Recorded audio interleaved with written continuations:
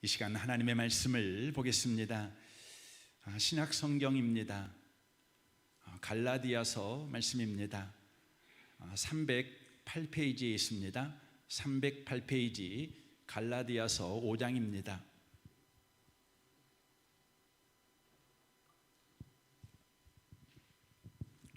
갈라디아서 5장 16절에서 24절까지 기록된 말씀을 보겠습니다. 갈라디아서 5장입니다. 16절에서 24절까지입니다. 기록된 말씀을 같은 목소리로 읽으실 때 하나님의 음성을 듣는 복된 시간 되시기를 바랍니다. 16절부터 읽겠습니다. 내가 이르노니 너희는 성령을 따라 행하라. 그리하면 육체의 욕심을 이루지 아니하니라. 육체의 소욕은 성령을 거스리고 성령은 육체를 거스리나니 이 둘이 서로 대적하므로 너희가 원하는 것을 하지 못하게 하려 함이니라. 너희가 만일 성령의 인도하시는 바가 되면 율법 아래에 있지 아니하리라. 육체의 일은 분명하니 곧 음행과 더러운 것과 호색과 우상 숭배와 주술과 원수 맺는 것과 분쟁과 시기와 분냄과 당짓는 것과 분열함과 이단과 투기와 술 취함과 방탕함과 또 그와 같은 것들이라.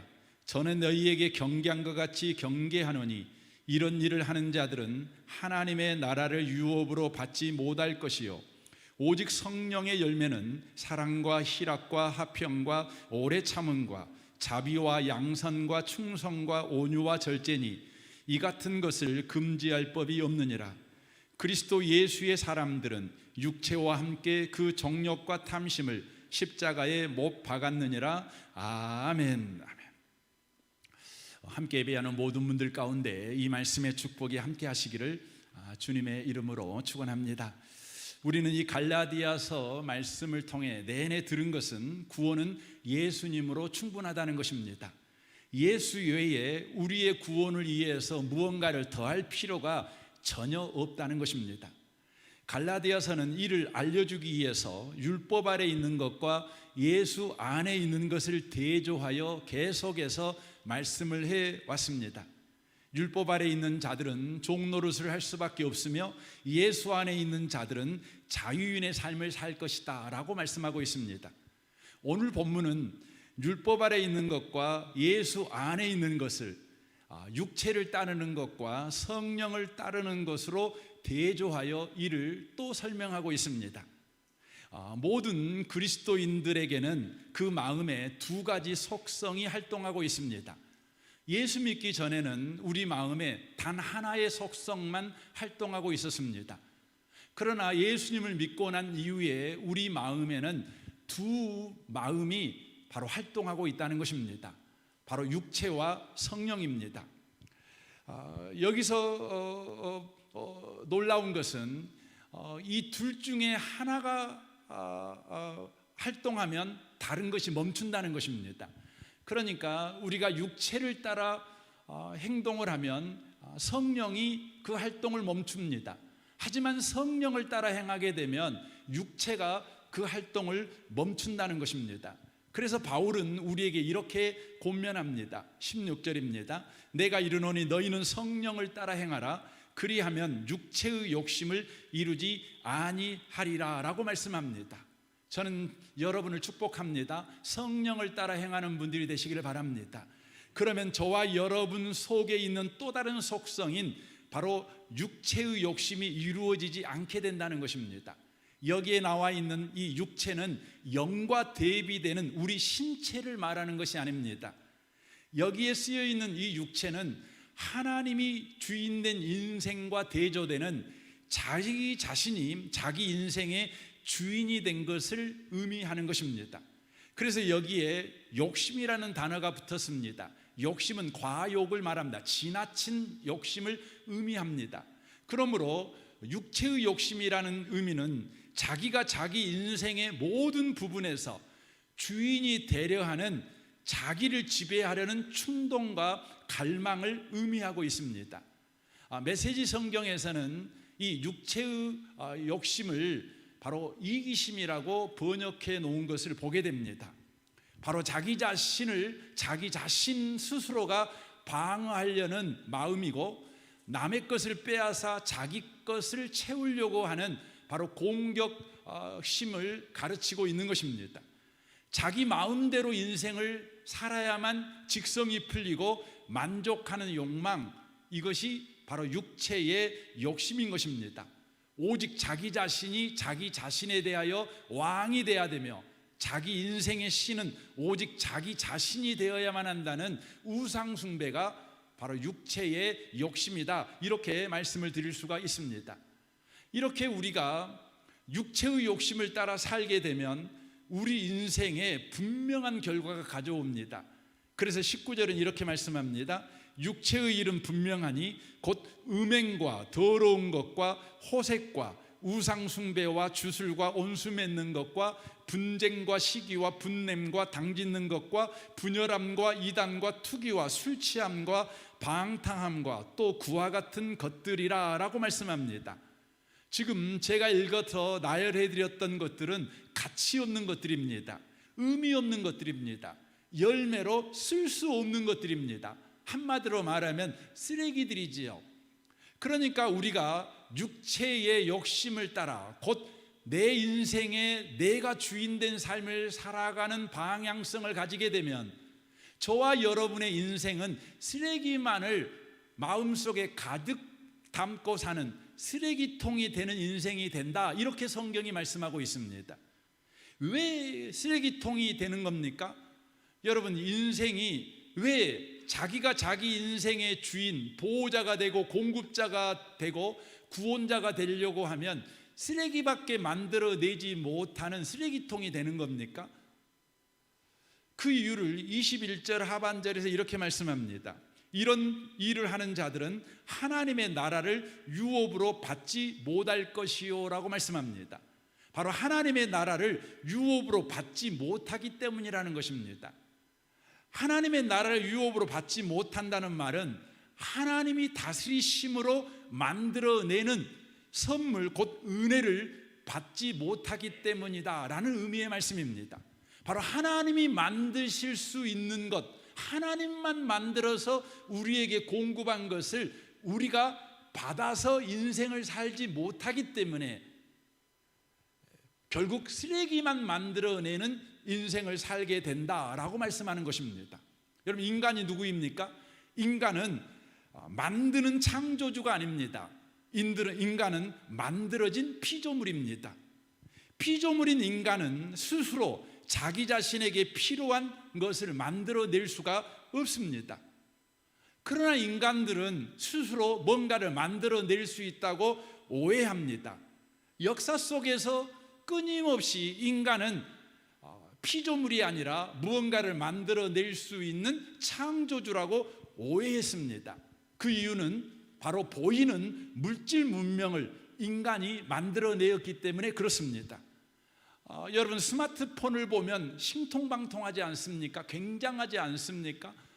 어떻게 스마트폰 하나만 있으면 은행 거래도 가능하고 여행 가는 것도 예약도 가능하고 모든 정보가 우리 손에 있어서 실시간으로 미국에 있는 이야기, 영국에 있는 이야기, 러시아에 있는 이야기를 우리가 어떻게 볼 수가 있습니까? 굉장하지 않습니까? 여러분, 집에 TV가 얼마나 큽니까? 저 어렸을 때만 해도 14인치 TV만 해도 컸지 않습니까? 그런데 집에 그냥 70인치 TV가 있어가지고 집에 있는 사람만큼 큰 사람이 TV에서 왔다 갔다 하지 않습니까?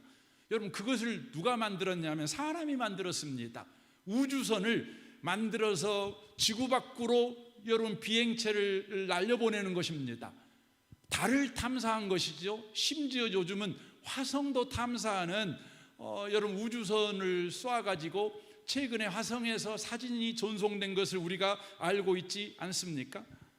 그래서 인간은 보이는 것을 창조해내는 이런 기가 막힌 인간의 능력을 보면서 인간은 무언가를 만들어내는 창조주라는 생각을 갖게 되었습니다. 그러나 우리는 이 오해에서 벗어나야 합니다. 여러분, 인간에게 절대적으로 필요한 것은 보이는 것이 아니라 보이지 않는 것입니다. 인간에게는 믿음이 필요합니다. 여러분 핸드폰을 가지렵니까? 믿음을 가지렵니까? 여러분 집에 70인치 대형 TV를 가지렵니까? 여러분의 집에 보이지 않는 소망을 가지시렵니까? 여러분 40평 아파트를 살랍니까? 여러분 집에 사랑 넘치는 집이 되기를 원하십니까? 인간에게 절대적으로 필요한 것은 보이는 것이 아니라 보이지 않는 것입니다.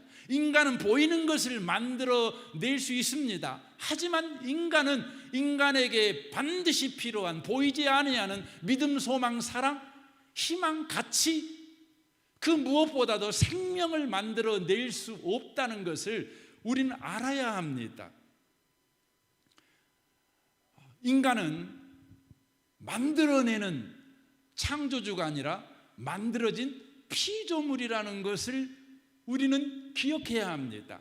오직 하나님만이 창조주로서 인간에게 반드시 필요한 믿음, 소망, 사랑, 가치, 희망, 행복, 그 무엇보다 생명을 창조하시고 그 생명을 인간에게 공급하시고 그 생명을 유지하시고 그 생명을 완성하신 분이십니다. 그러므로 그 하나님과 상관없는 삶을 살게 되면 인간은 결국 사망 가운데 빠지게 되는 것입니다. 여러분 사망 가운데 있으면 가진 현상들이 일어나지요. 저도 사랑하는 성도님이 돌아가시면 가장 먼저 갈 때가 있습니다. 정말 귀한 분이시고 정말 사랑하는 분이시지만 여러분 죽은 시신이 된 그분을 볼 때 가장 먼저 하는 일은 모든 구멍을 틀어막는 것입니다. 왜냐하면 썩기 시작하니까요, 악취나니까요, 굳어지니까 정자세를 갖게 하기 위해서 얼른 굳어지기 전에 묶어놓습니다. 사망당하는 자는 이와 같이 악취가 나고 썩어지고 추함이 나타날 수밖에 없는 것입니다. 이것이 바로 육체의 일은 분명하니라고 기록되어 있는 이 갈라디아서 5장 19절 이하에 나타나는 온갖 것들인 것입니다. 바로 생명이신 하나님에게서 떠나 자기 자신이 자기 인생의 주인이 되어 자기에게 생명을 공급하고 자기에게 준 생명을 유지하고 생명을 완성하려고 하는 오만을 부릴 때 인간은 그런 현상, 그런 인생을 살아갈 수밖에 없다는 것입니다. 그래서 성경은 죄를 도덕적이고 윤리적인 것보다 더 본질적인 것을 죄라고 이야기를 합니다. 에레미야 2장 13절입니다. 내 백성이 두 가지 악을 행하였나니 곧 그들이 생수의 근원되는 나를 버린 것과 스스로 웅덩이를 판 것인데 그것은 그 물을 가두지 못할 터진 웅덩이들이니라 라고 말씀합니다. 생명의 공급자이신, 생명을 유지시켜 주시고 생명을 완성하시는 하나님을 떠난 것이 바로 죄다. 그래서 죄의 싹은 사망이다. 하나님 떠난 사람의 실존은 사망에 있을 수밖에 없고 그에게 나타나는 것은 온갖 사망당한 자에게 나타나는 것밖에 맺을 수 없다, 이렇게 말씀하고 있는 것입니다. 하나님을 떠나 자기가 자기 인생의 주인 되려고 하는 자들은 이런 인생을 살아갈 수밖에 없습니다. 성경을 우리가 통해서 조금 더 하나님 떠난 자들의 실존과 그 한계를 좀 살펴보기를 원합니다. 에베소서 4장 17절입니다. 그러므로 내가 이것을 말하며 주 안에서 증언하노니 이제부터 너희는 이방인이 그 마음에 허망한 것으로 행함같이 행하지 말라라고 말씀합니다. 육체의 욕심을 따라 사는 사람, 자기 인생을 자기가 책임지려는 인생을 살아가는 사람은 어떻게 그 인생을 살아갑니까? 그 마음에 허망한 것으로 행하며 인생을 산다는 것입니다.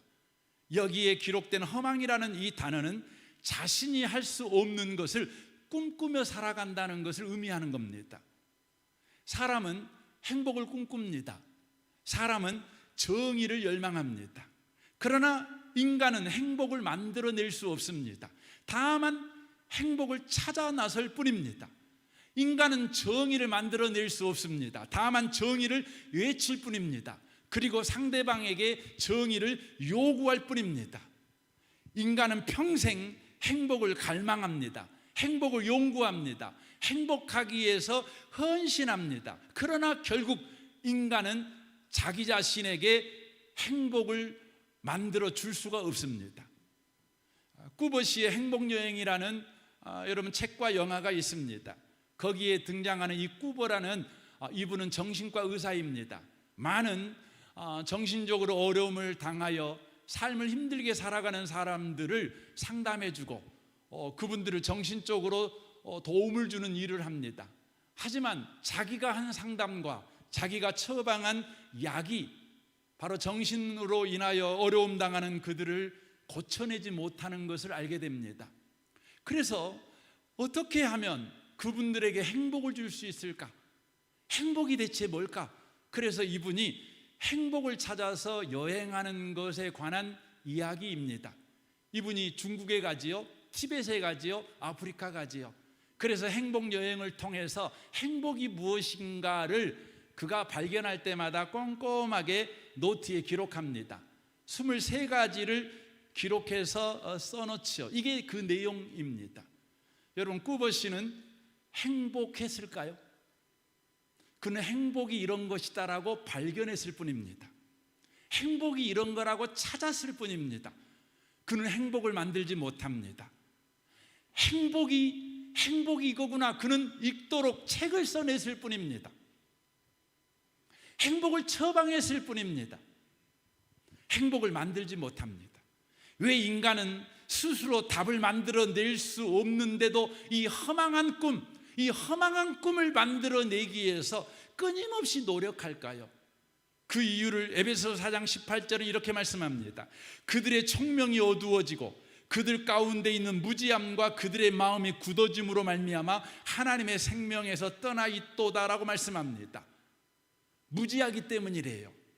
무지라고 한다는 말은 무슨 말입니까? 인간이 자기 자신이 누구인지를 모르는 겁니다. 자기 자신이 만드는 창조주라고 착각하는 것입니다. 자기 자신이 만들어진 피조물이라는 것을 알지를 못합니다. 그래서 인간은 고집을 피우지요. 인정하지 않지요. 나는 무엇인지 해낼 수 있어. 할 수 있어. 해보자. 하면 된다. 해병대 정신으로 살면 못할 게 뭐야?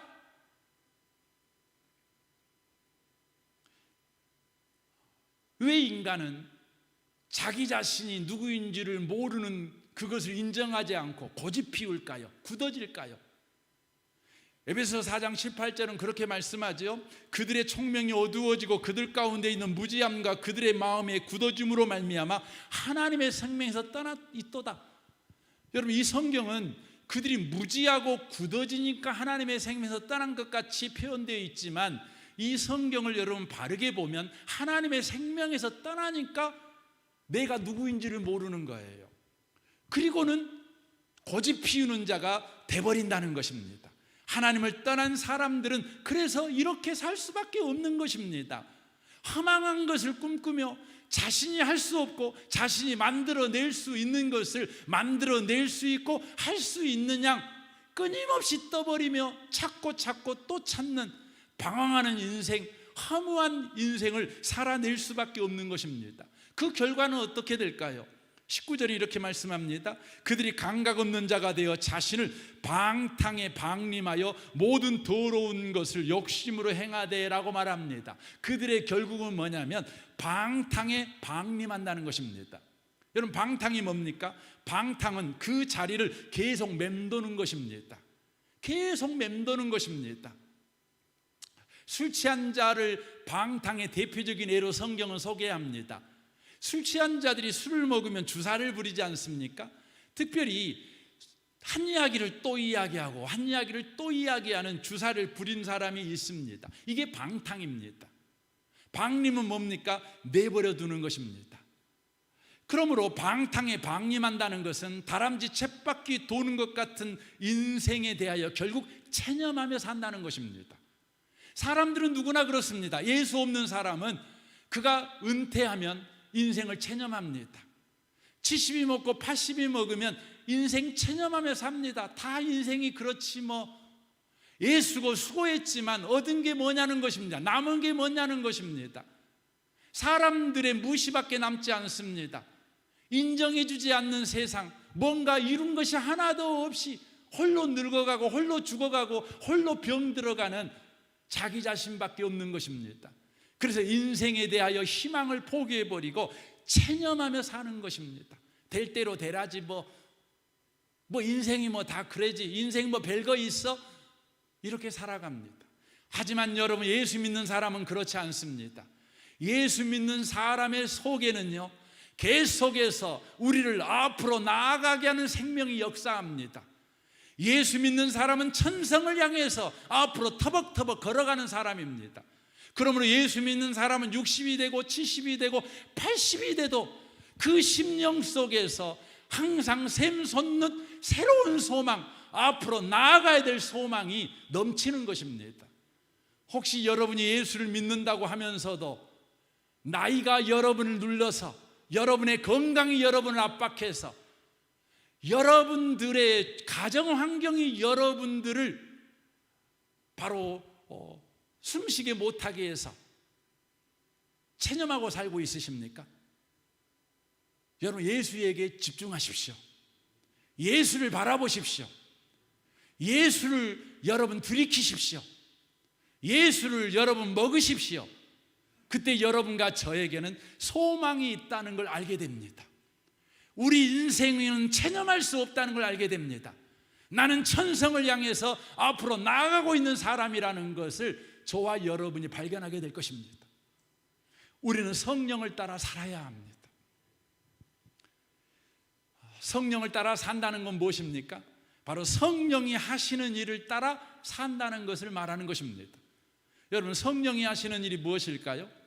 요한복음 16장에 이렇게 성령이 하시는 일을 소개하고 있습니다. 13절입니다. 그러나 진리의 성령이 오시면 그가 너희를 모든 진리 가운데로 인도하시리니 그가 스스로 말하지 않고 오직 들은 것을 말하며 장래를 너희에게 알리시리라. 그가 내 영광을 나타내리니 내 것을 가지고 너희에게 알리시겠음이라 라고 말씀합니다.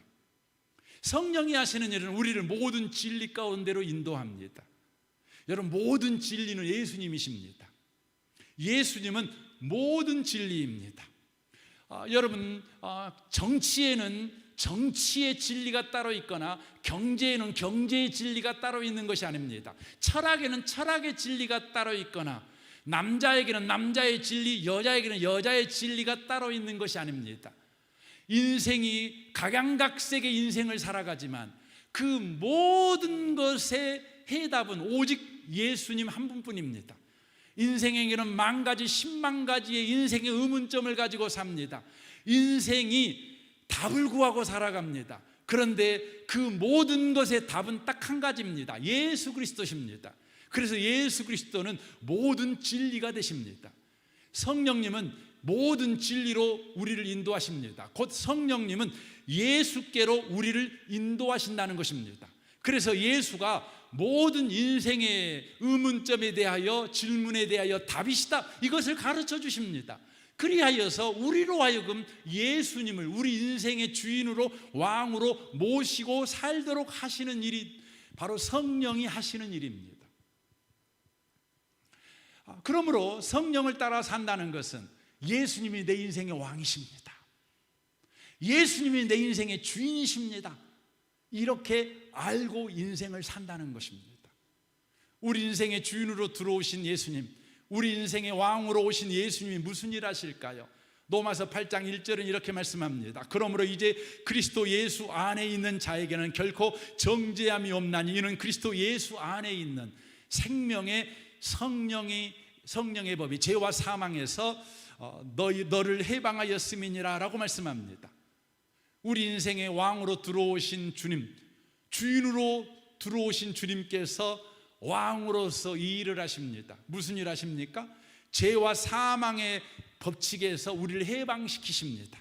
그리하여 생명으로 통치하는 성령 아래 있게 하십니다. 성령으로 통치하는, 생명으로 통치하는 성령 아래 있게 한다는 말이 무슨 의미의 말입니까? 바로 죄와 사망의 법칙이라는 한계에서 자유하게 하신다라는 의미의 말씀입니다. 죄와 사망의 법칙에서 우리를 자유하게 한다는 거예요.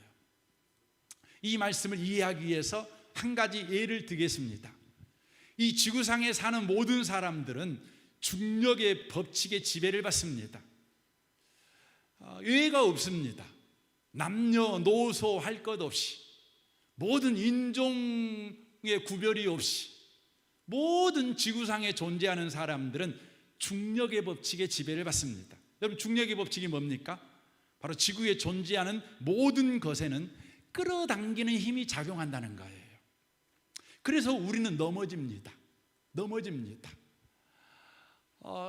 여러분과 제가 앞으로 이렇게 숙이면 넘어집니다. 왜입니까? 중력의 법칙이 작용하기 때문에, 끌어당기기 때문에. 여러분이 아무리 높이 점프해도 다시 땅바닥으로 떨어집니다. 왜 그렇습니까? 바로 중력의 법칙에 지배를 받기 때문에 그렇습니다. 그래서 우리는 넘어지고 우리는 다시 땅바닥으로 내려오게 되는 것입니다. 우리는 어렸을 때부터 만화를 보면서 이런 꿈을 꿉니다. 피터팬처럼 하늘을 날고 싶다. 하늘을 나는 꿈을 저와 여러분이 다 한 번쯤은 꿔봤을 것입니다. 그러나 이 꿈은 좌절됩니다. 날 수가 없지요. 왜 우리는 날 수가 없을까요? 바로 중력의 법칙 때문에 그렇습니다. 중력의 법칙을 지배받는 한 우리는 나를 수가 없어요. 중력의 법칙에 지배를 받는다는 것을 영적으로 적용해서 보면 죄와 사망의 법 아래 있는 것과 같은 원리입니다. 그런데 놀라운 일이 우리 인생에 일어났습니다. 어느 날 하나님이 중력 법칙의 지배를 받고 사는 우리에게 예수라는 비행기를 보내주셨습니다. 그리고 우리는 그 비행기에 탔습니다. 그때 놀라운 일이 일어났습니다. 우리가 하늘을 날게 되었습니다. 중력의 법칙이라는 한계로부터 자유하게 된 것입니다. 이것이 예수가 우리에게 주신 자유입니다. 예수를 통해 죄와 사망이라는 중력의 법칙과 같은 한계에서 벗어나게 한 것입니다. 이는 우리의 힘이 갑자기 강해졌기 때문이 아닙니다. 다만 비행기에 탔기 때문입니다. 비행기가 중력의 법칙을 극복하고 있는 것입니다. 만약 우리가 비행기 없이 하늘을 날려고 시도하면 어떻게 됩니까? 추락하게 됩니다. 파멸하게 됩니다. 나는 것이 아니라 곤두박질하게 될 것입니다. 곤두박질을 국어사전에서 찾아보니까 이렇게 돼 있더라고요. 갑자기 세게 거꾸로 내리박는 것, 이게 곤두박질이랍니다. 중력의 법칙 아래서 아무리 인간이 스스로 노력하고 열심을 내어도 결국 곤두박질 치는 것밖에 남지 않습니다. 100번 점프해도 제자리입니다. 나르면 추락과 파멸이 되는 것밖에 없습니다. 그러나 성령을 따라 행하면 중력과 같은 죄와 사망의 법칙이라는 한계를 벗어나 진정한 자유인이 됩니다. 성령은 이 자유를 이렇게 표현합니다. 로마서 8장 21절입니다. 그 바라는 것은 피조물도 썩어짐의 종로로 탄 데서 해방되어 하나님의 자녀들의 영광의 자유에 이르는 것이니라 라고 말씀합니다. 예수가 우리에게 주시는 자유, 성령을 따라 행하는 자에게 펼쳐지는 자유의 세상은 바로 썩어짐의 종로로 탄 데서 해방되어 하나님의 자녀의 영광의 자유에 이르는 거랍니다. 영광의 자유에 이르는 거랍니다. 이 말은 썩어짐이 만들어내지 못하는 것을 이 자유가 만들어낸다는 거예요. 자유가 영광을 만들어낸다는 것입니다. 이것을 말씀하고 있는 것입니다. 여러분, 우리 스스로 이곳에서 저곳으로 가려면 걸어가야 되죠. 여러분, 여러분과 제가 걸을 수 있으면 어디만큼 걸어갈 수 있습니까? 여러분, 여기서 영산강 걸어갈 수 있겠죠? 좀 힘이 있는 분들은 여기서 무등산까지 걸어가실 수 있을 것입니다. 그 큰맘 먹으면 서울까지도 걸어갈 수 있을 것입니다. 하지만 미국은 안 됩니다. 호주도 안 됩니다. 그런데 놀라운 것은 비행기 타면요, 여러분 미국 갈 수 있습니다. 호주 갈 수 있습니다. 놀랍죠? 그게 뭡니까? 그게 영광의 자유예요. 우리가 노력해서 할 수 없는 것, 만들어낼 수 없는 것. 그런데 예수님이라는 비행기를 탔더니 미국도 가고 호주도 가고, 저는 볼리비아를 가고 싶은데 볼리비아도 갈 수 있습니다. 아마 여기 계신 분들 가운데 그 오로라 현상 보고 싶어가지고 아일랜드 가고 싶은 분도 계실 겁니다. 그것도 가능합니다. 비행기 타면 가능합니다. 걸어서는 안 됩니다. 놀랍죠? 이것을 오늘 성경에서는 뭐라고 표현하냐면 성령의 열매라고 표현합니다. 성령의 열매 보십시오. 오직 성령의 열매는 사랑과 희락과 화평과 오래 참음과 자비와 양선과 충성과 온유와 절제니, 놀라운 그 다음에 말씀이 놀라운데, 이 같은 것을 금지할 법이 없느니라 라고 되어 있습니다. 여러분과 제가 미국행 비행기를 탔다면 여러분의 성격이 미국 가는 것을 방해하지 못합니다. 여러분의 무능이 비행기가 미국 가는 것을 방해 못합니다. 비행기가 일단 하늘에 뜨면 여러분의 성격이 문제가 있든지, 여러분의 힘이 없든지, 여러분이 게으르든지 나태하든지 상관없어요. 미국 가는 비행기 타면 여러분은 반드시 미국에 도착합니다. 여러분이 예수님이라는 비행기를 타면 죄와 사망의 법의 한계를 벗어나 하나님의 자유, 영광의 자유에 도착하게 됩니다. 그 영광의 자유가 뭐냐면 성령의 열매가 저와 여러분에게 맺어진다는 것이죠. 사랑과 희락과 화평과 오래 참음과 자비와 양선과 충성과 온유와 절제라고 하는 이 성품의 변화, 예수 닮은 일이 저와 여러분에게 일어나는 것을 어느 누구도 못 막는다는 것입니다. 이게 중요합니다. 그래서 저와 여러분은 성령을 따라 행해야 됩니다. 여러분 축복합니다. 성령을 따라 행하시기 바랍니다. 그런데 정말 어려운 게 뭐냐면, 우리가 신앙생활할 때 제일 어려운 것 중에 하나가 뭐냐면, 특별히 요구받는 것 중에 하나가 뭐냐면 성령을 따라 행하십시오, 이 요구입니다. 이 요구가 너무너무 어려워요. 어떻게 해야 성령을 따라 행하는 거지? 어떻게 해야 됩니까? 성경은 우리에게 이렇게 대답합니다. 24절입니다. 그리스도 예수의 사람들은 육체와 함께 그 정욕과 탐심을 십자가에 못 박았느니라 라고 말씀합니다. 여러분 이 본문을 잘 보세요. 성령을 따라 행하는 사람은 어떻게 하면 성령을 따라 행하느냐? 24절이 답이거든요. 그리스도 예수의 사람들은 육체와 함께 그 정욕과 탐심을 십자가에 못 박아야 하느니라. 이렇게 돼 있습니까? 성령을 따라 행하려면 육체와 함께 그 정욕과 탐심을 십자가에 못 박았느니라. 성경이 그렇게 돼 있어요. 우리에게 행동을 촉구하고 있는 것이 아니라 기억을 촉구하고 있어요. 우리에게 받아들이라고 지금 요구하고 있어요. 다시 24절을 보겠습니다. 그리스도 예수의 사람들은 육체와 함께 그 정욕과 탐심을 십자가에 못 박았느니라. 과거형을 쓰고 있습니다. 우리가 예수의 사람이 된 것은 이미 완료된 사건이라는 것입니다. 육체와 함께 그 정욕과 탐심을 십자가에 못 박은 사건도 완료된 과거의 사건이라는 것입니다. 그러므로 우리는 이미 예수의 사람이다. 이미 정욕과 탐심을 십자가에 못 박은 사람이다. 이것을 잊지 말고 살아라. 이것이 성령을 따라 행하는 것이다 라는 말씀입니다. 오늘 예를 가지고 말씀드리면, 저와 여러분은 나중에 비행기를 탈 사람이 아니라 이미 지금 비행기를 타고 있는 사람이라는 말입니다. 너는 이미 비행기를 타고 있는 사람인 것을 기억하고 매일매일을 살아라.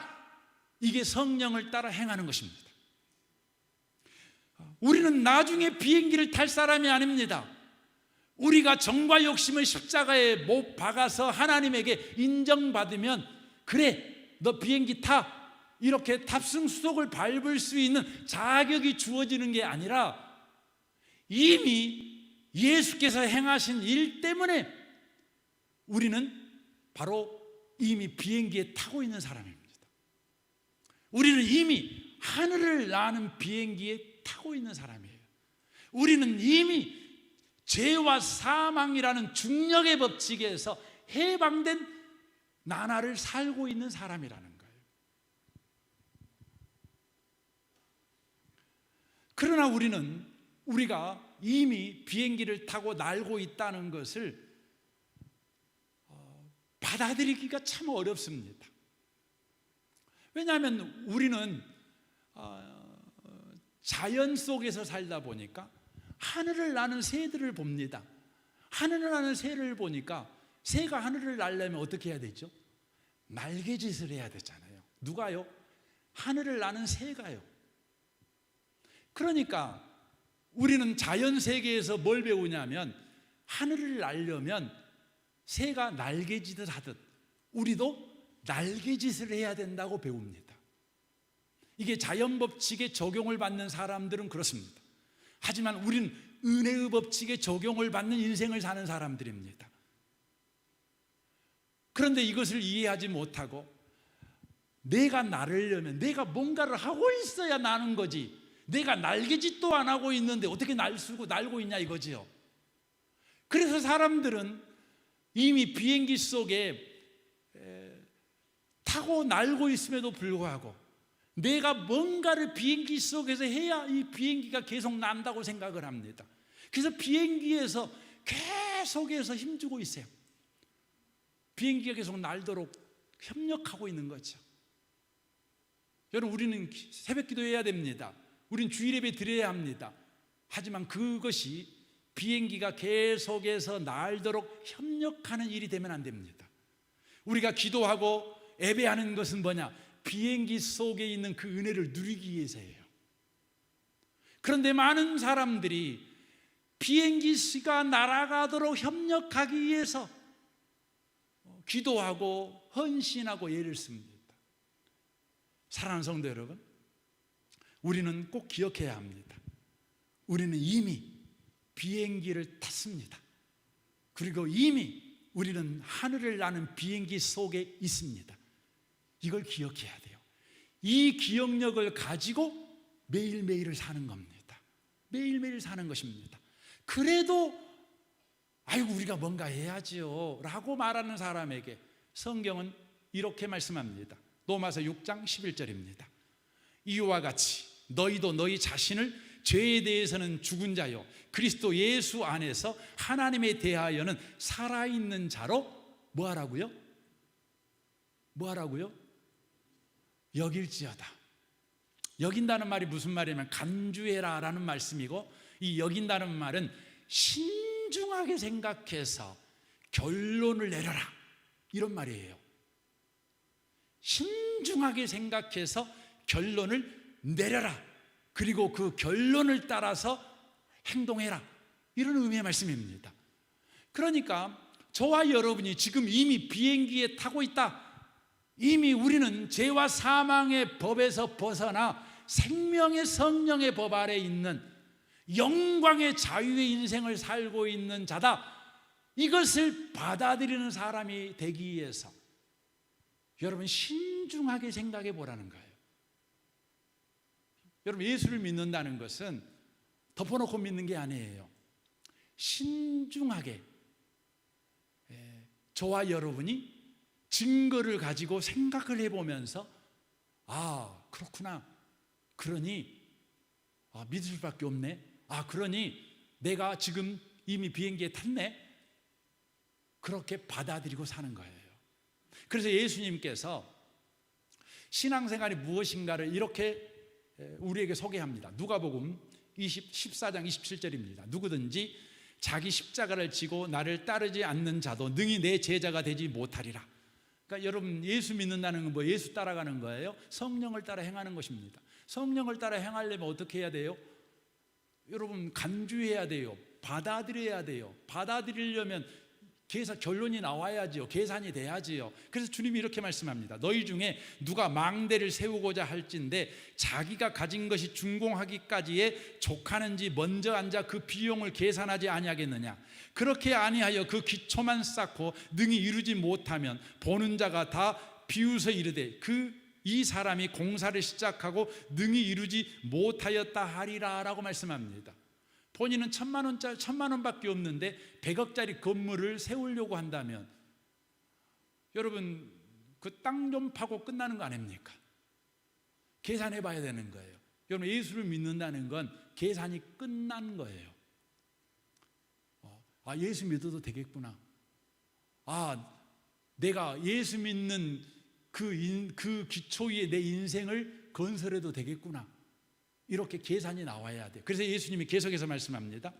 또 어떤 임금이 다른 임금과 싸우려 갈 때 먼저 앉아 1만 명으로서 저 2만 명을 거느리고 오는 자를 대적할 수 있을까 헤아리지 아니하겠느냐. 만일 못할 터이면 그가 아직 멀리 있을 때 사신을 보내어 화친을 청하리라. 이와 같이 너희 중에 누구든지 자기의 모든 소유를 버리지 아니하면 능히 내 제자가 되지 못하리라. 여러분 예수님을 믿는다는 건 전 인생을 주님께 맡기는 거예요. 전 인생을 주님께 맡기는데 여러분 그냥 덮어놓고 맡길 수 있습니까? 여러분 시집가는 여자분이 결혼할 때 신중할 수밖에 없지요. 저 남자에게 내 인생을 맡길 때에 여러분 고민 없이 맡기는 사람이 어디 있겠어요? 계산 없이 맡기는 사람이 어디가 있겠어요? 감정적으로 혹해갖고 여러분 결혼하면 안 되지요. 냉철하게 이성적인 활동을 통해서 계산 다 해봐야 되는 거죠. 여러분과 제가 성령을 따라 행한다. 나는 이미 비행기에 탔다. 내 인생은 영광의 자유에 이른다. 이걸 기억하고 살려면 저와 여러분이 이성을 사용해서 냉정하게 여러분 성경을 통해서 그걸 확인해야 돼요. 확인해야 돼요. 그래서 제임스 패커라고 하는 아주 유명한 신학자가 이런 이야기를 했어요.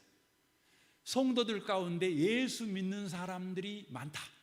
그러나 성경을 읽는 사람들은 적다. 이렇게 말했어요. 이게 무슨 말입니까? 예수를 잘못 믿는 사람이 많다 그 말이에요. 성경의 근거에서 예수를 믿는 것이 아니라 자기 감정을 통해 경험을 통해 자기 열심을 통해서 예수 믿는 사람이 많다는 거예요. 성경은 여러분 약속의 책입니다. 약속의 책이라는 말은 그 약속이 이루어졌냐 안 이루어졌냐를 확인함으로 말미암아 이것이 진짜인지 가짜인지가 확인될 수 있는 책이라는 말입니다. 그러므로 성경은 우리에게 좋은 말을 주는 말이 아니에요. 성경은 우리에게 증거를 주는 책입니다. 그래서 이 성경은 어떤 한 머리 좋은 사람이 동굴 속에 들어가서 인생이 뭔가 하고 고민하고 깨달은 바를 기록하여 우리에게 준 책이 아닙니다. 이 성경책은 전쟁터에서 배반자가 득실득실하는 곳에서 뒤통수 치는 그런 직장생활 속에서 하나님을 바라고 하나님을 의지하는 인생 가운데 하나님이 어떻게 구원을 베푸셨는가에 관한 역사 속에서 기록해낸 약속한 대로 일하시는 하나님의 이야기가 기록된 게 이 성경책이에요. 그래서 여러분과 저는 뒤통수 치는 직장생활하고 살잖아요. 건강 때문에 무너지는 인생 속에서 저와 여러분이 살잖아요. 돈 없으면 참으로 부끄러운 인생 속에서 저와 여러분이 살잖아요. 여러분 높은 지위 갖고 있지 않으면 어느 누구도 여러분에게 상석에 앉으라고 권하지 않고 말석에서 밥을 먹든 말든 상관하지 않는 세상 속에서 저와 여러분이 살고 있잖아요. 그런데 그런 세상 속에서 하나님을 믿는다면 과연 죄와 사망의 법 아래 있지 않고 영광의 자유에 이르는 인생을 살 수 있는가? 여러분이 확인하면서 그렇지요. 그래서 여러분과 제가 이미 나는 비행기 탄 사람입니다. 이렇게 믿고 살 수 있는 건 아니겠습니까? 저는 여러분에게 도전합니다. 성경 보시기 바랍니다. 성경책을 갖고 밑줄 그어가면서 여러분 확인하세요. 정말 예수 믿는 게 확실한지, 예수 믿으면 이미 나는 비행기 안에 타고 있는 사람인지, 예수 믿고 살면 과연 내 안에서 성령의 열매가 맺어지는데 내 성격도, 내 주변 상황도, 그 마누라의 화난 그 얼굴도, 그 무식한 남편의 그 폭언도 가로막지 못하고 내 안에서 사랑, 희락, 화평, 오래 참은 열매를 맺어낼 수 있는가? 여러분, 그걸 보셔야 돼요.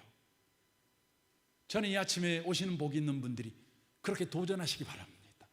그래서 성령을 따라 사는 모든 성도들이 다 되시기를 주님의 이름으로 축원합니다. 아멘. 우리 시간에 같이 기도하기를 원합니다.